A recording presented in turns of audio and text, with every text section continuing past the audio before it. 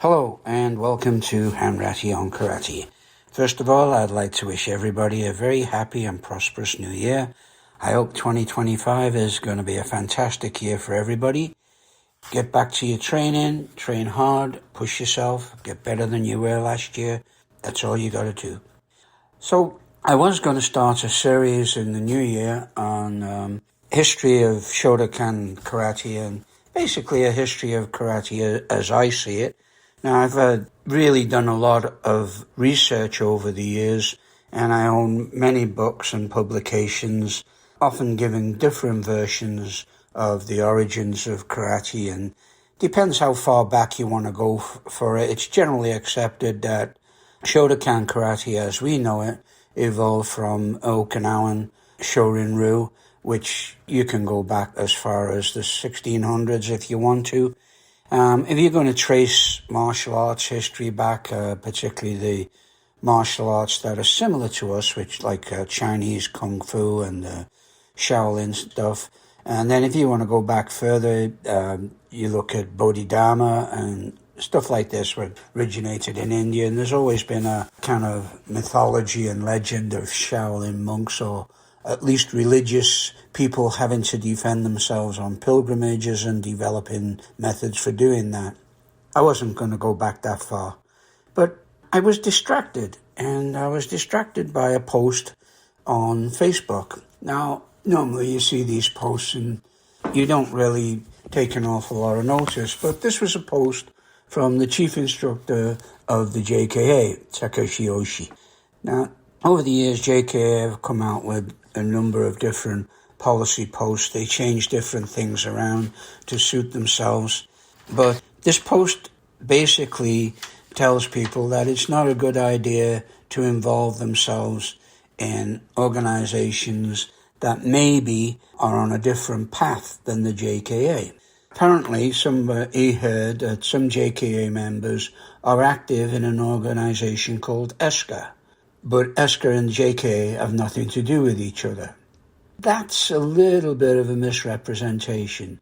Many of the officers in ESCA, and I know this for a fact because I've been involved with ESCA and WUSCA, many of the officers of ESCA are senior JKA people. In fact, my good friend Ted Headland is senior official for both organizations, both ESCA and WUSCA. So a little bit of background history. When ESCA was formed, KUGB was part of JKA. It was formed in the 80s. And as part of JKA, of course, they submitted their dues to JKA.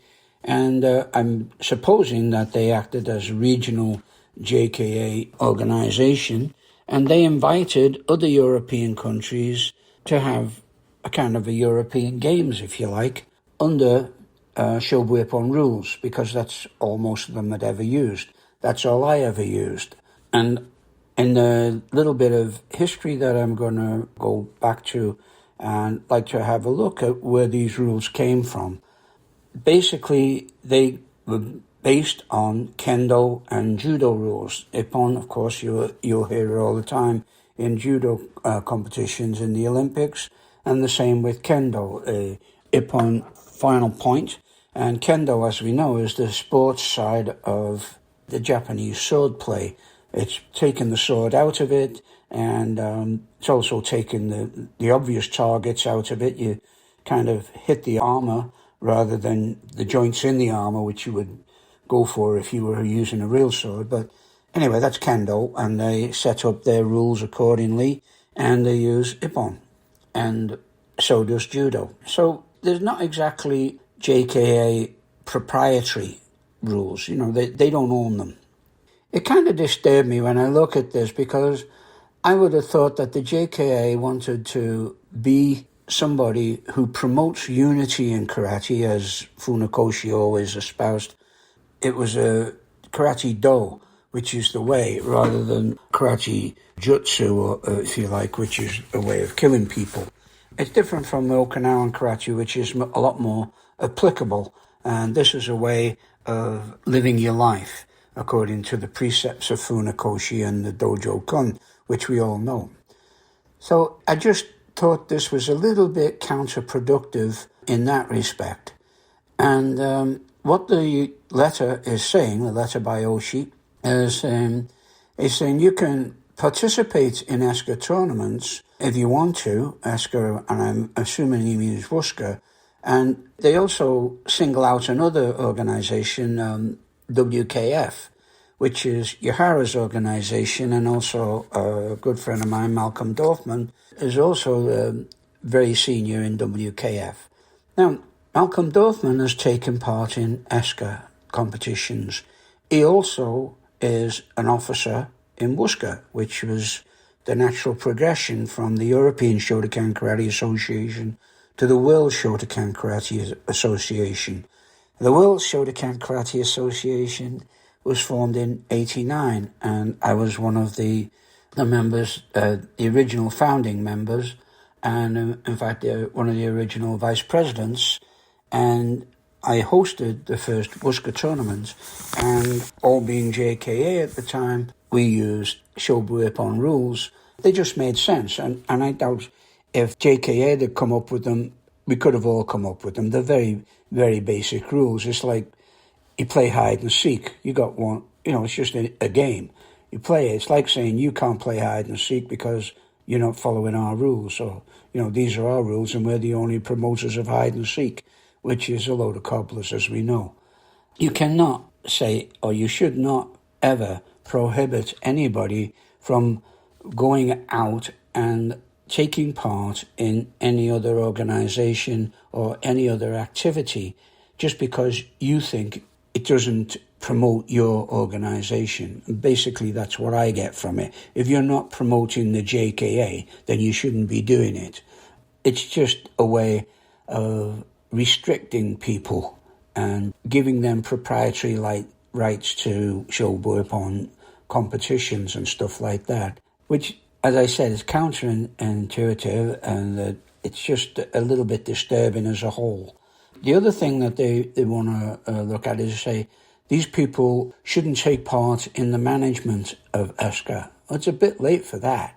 Ted Headland's been a member of ESCA for 35 years, as far as I know, and the same with WUSCA. Actually, ESCA, he's probably been a member for ESCA for 40-odd years and 35 years for WUSCA, which use JKA Ippon Shobu rules. I agree that they wrote the rules down and published them. I'm not sure when they first published them, but the rules that we use are very similar to the rules that the JKA used in their first competitions in, 57, I believe, the first All Japan Karate competition. And I know Inoue won it in 63 and Kanazawa won it in 61 or something like that. But those rules were already being used in the States. James Yabe won competition in the States in 61. Kata and Kumite under the same rules. You can't be proprietary about rules. As I say, it's just a sport. They took out headbutting, but in fact I remember Yahara famously headbutted Mori in a fight in the 70s, I think about 73, 74. But they took that out, which quite rightly you should do, and the use of elbows, uncontrolled techniques basically, like nukete or spear hand to the eyes or throat. Everybody refines them, and everybody that I know that uses Shobu Ippon basically regionalizes the rules, if you like, so that they fit their particular format or wherever the group they're aiming at. For example, in the JKA rules, they say no Jukumite under 9 years old. I've been running a competition here under Shobu Ippon rules for 45 years now, and we allow anybody to do kumite. Now, I know there's organizations around and they make the kids do one step. Doesn't really teach them anything. One step is a dojo drill as far as I'm concerned. But they even had people under a certain grade. And so you got the ridiculous position where there's a 35-year-old orange belt and he's doing one-step kumite, and he's paying for going to a competition thinking that he's going to try out his skills, newly found as they might be, but then finding that all he's doing is a drill that he did in the dojo. The other thing that, unfortunately, I came across last year was a ridiculous competition of two kids standing in front of one of those dojo dummies, and I think they get 30 seconds to punch and kick it, and one kid got a warning for hitting the dummy too hard. Yeah, unfortunately it's sad, but that's the way things go these days. Anyway, to get back to this letter, I didn't agree with it. I thought it was quite disturbing. It was quite restrictive. The JKA have seen a little bit of a resurgence over the last few years, and good for them. They do a great job. They produce some wonderful instructors, and they've promoted Shotokan karate throughout the world. But let's face it, they're not the be-all and end-all.